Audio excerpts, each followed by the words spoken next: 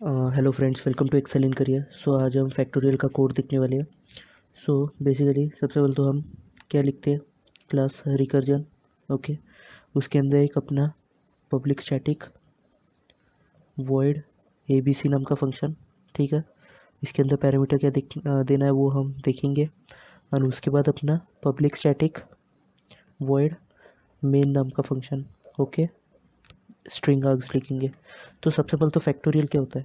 Factorial of 5 क्या होता है, 5 × 4 × 3 × 2 × 1। इतना तो पता है।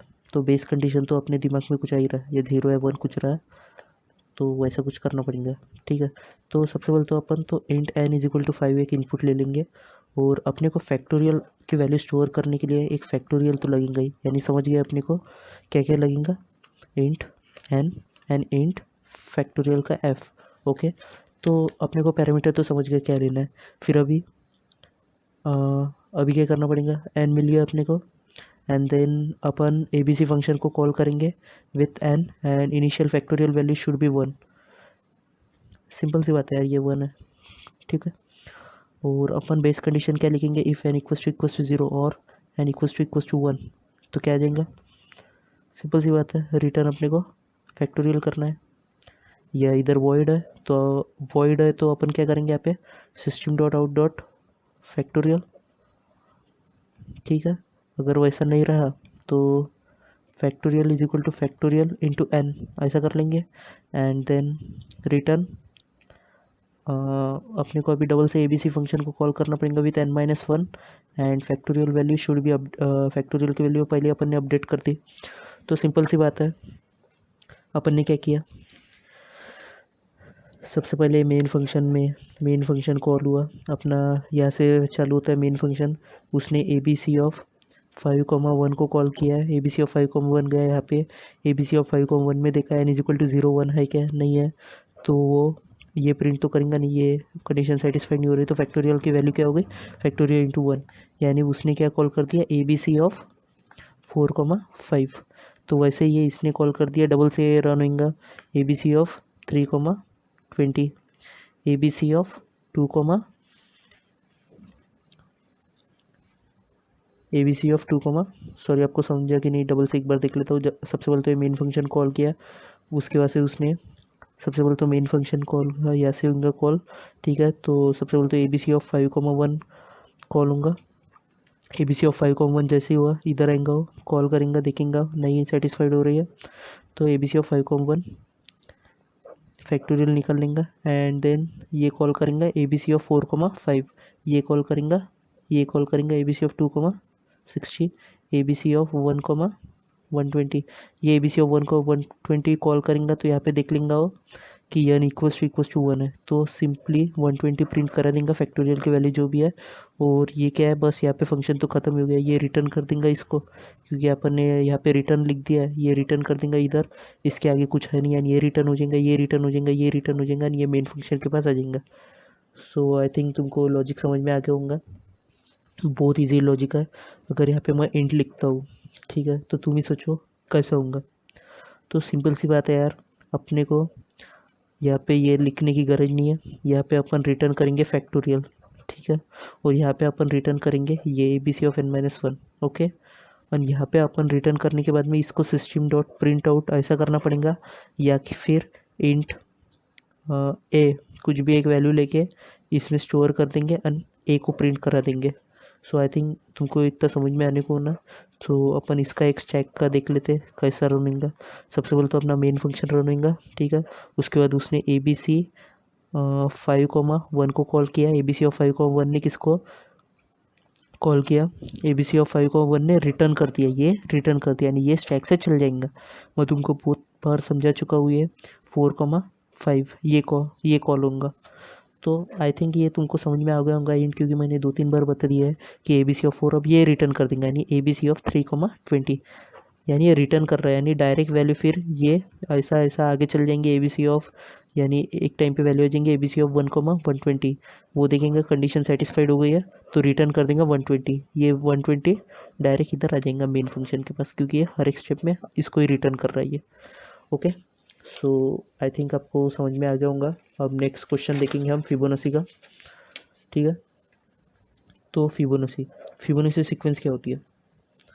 तो सबसे पहले तो फिबोनाची सीक्वेंस बोलते तो उसका फर्स्ट 0 होता है, देन 1, एंड देन इन दोनों का लास्ट प्रीवियस के सम, यानी 1, ये 2, ये 3, ये 5, ये 8, या ऐसे ऐसे चलते जाता है प्रीवियस दो के सम।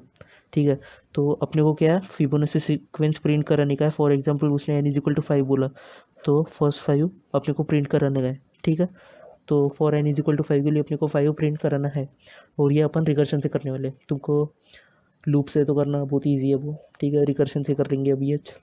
सो सबसे पहले तो क्लास रिकर्शन हमेशा अपन वही लिखते हैं। फिर पब्लिक स्टैटिक वॉइड ABC नाम का फंक्शन, अपने को आर्गुमेंट क्या लेने हैं वो सोचेंगे। ठीक है, और फिर पब्लिक स्टैटिक वॉइड मेन नाम का फंक्शन। ठीक है, स्ट्रिंग आर्ग्स, ठीक है, मेन नाम का फंक्शन। ओके, तो सबसे पहले तो मेन नाम के फंक्शन में अपने को एक इंट n मिल जाएगा इनपुट 5, इंट a मिल जाएगा 0, इंट b मिल जाएगा 1। ये a और b अपने को पहले से ही मालूम है कि फर्स्ट दो 0 1 है। ठीक है, तो अभी अपने को आगे के प्रिंट कराना है, यानी सबसे पहले अपन प्रिंट करा देंगे system dot out 0 and system dot out 1। ये हम पहले ही प्रिंट करा देंगे अपने मेन फंक्शन में। एक बार प्रिंट करा दिया कि फिर आगे अपन क्या करेंगे कि अपने को 5 प्रिंट करानी, 0 1 1 2 3, तो 5 नंबर्स प्रिंट कराने का है फिबोनाची सीक्वेंस के। उसमें क्या अपन ने पहले ही 2 सीक्वेंस प्रिंट करा दिए 0 1, तो अब बचे कितने 3। तो अपन अभी ABC फंक्शन को कॉल करेंगे, उसके अंदर n-3 हो जाएगा अगर अपन n इनपुट लेंगे तो। यानी अपन पब्लिक स्टैटिक वॉइड मेन के अंदर अपन इनपुट क्या क्या लेंगे अभी, int n, okay, and int a, int b, ये 3 इनपुट लेंगे। अभी इसके अंदर अपन ABC फंक्शन को कॉल करेंगे तो n-3 एंड देन 0, 1 या a, b, जो वो भी लिख सकते हैं। ठीक है, क्योंकि वैल्यू तो इनिशियलाइज किया ही है, या 0 1 लिख दीजिए, कुछ प्रॉब्लम नहीं है। सो अभी अपन ने इसको फंक्शन को कॉल कर दिया। ठीक है, तो सबसे पहले तो अपन चेक करेंगे बेस कंडीशन। ठीक है, तो बेस कंडीशन क्या होंगे, सिंपल सी बात है यार, अगर n = 0 हो गया है तो हमें सिंपली रिटर्न करना है। ठीक है, अगर वैसा नहीं रहा, ठीक है, अगर वैसा नहीं रहा तो अपन एक इंट सम नाम का एक वेरिएबल ले लेंगे जो कि कैलकुलेट करेंगे a + b को। अगर वो a + b को कैलकुलेट कर देंगे तो डायरेक्ट अपन system dot out s print करा देंगे। ठीक है, और अगर एस प्रिंट करा देंगे तो ABC फंक्शन को कॉल कर देंगे n-1, एंड देन अभी a की वैल्यू क्या हो जाएंगी, a की वैल्यू पहले सपोज 0 थी, फिर b की वैल्यू 1, तो अभी a की वैल्यू क्या हो जाएंगी, अभी ये दोनों थे तो अभी ये दोनों होंगे, यानी a में अब b की वैल्यू चल जाएंगी और b में अब c की वैल्यू चल जाएंगी। सो अपन डायरेक्ट इसके अंदर b, c ऐसे ही लिख सकते हैं, या अपन ने इधर s वेरिएबल लिया है तो s ले लेंगे। ठीक है, सो s वेरिएबल लिया है तो direct ABC of n-1 b s। So simple सी बात है, मेरे ख्याल से आप समझ गए होंगे। अपन ABC n-1 b और s को कॉल कर देंगे यहाँ पे। सो इसको अब स्टैक के फॉर्म में एक बार समझ लेते हैं। तो सबसे पहले तो अपना मेन फंक्शन कॉल होगा, उसके बाद ABC 0 1 तो अपन ने मेन फंक्शन में प्रिंट करा दिया, तो ABC फंक्शन कॉल होगा जिसके अंदर अपन n-3, सॉरी इधर n-3 नहीं आएगा, इधर n-2 आएगा, क्योंकि अपन ने 2 वैल्यू प्रिंट कराई है सिर्फ, तो n-2 आएगा। Okay, and then here we are calling n-2, यानी 5 में से 2 का 3 0, 1 ये कॉल होगा। ठीक है, उसके बाद ABC ऑफ ये ABC ऑफ इधर आ जाएगा, ये फंक्शन रन होगा, तो ये कंडीशन सेटिस्फाइड तो नहीं है, तो वो s की वैल्यू करा देगा और यहाँ पे प्रिंट करा देगा s की वैल्यू, यानी 1 प्रिंट करा देगा, अनकॉल करेंगे 0, एंड देन b की वैल्यू इज़ 1 एंड 1, फिर यहाँ पे प्रिंट करा देगा 2 प्रिंट करा देगा, क्योंकि अभी a + b की वैल्यू 2 आएंगी, और प्रिंट करा देगा, and then call the function ABC of 1,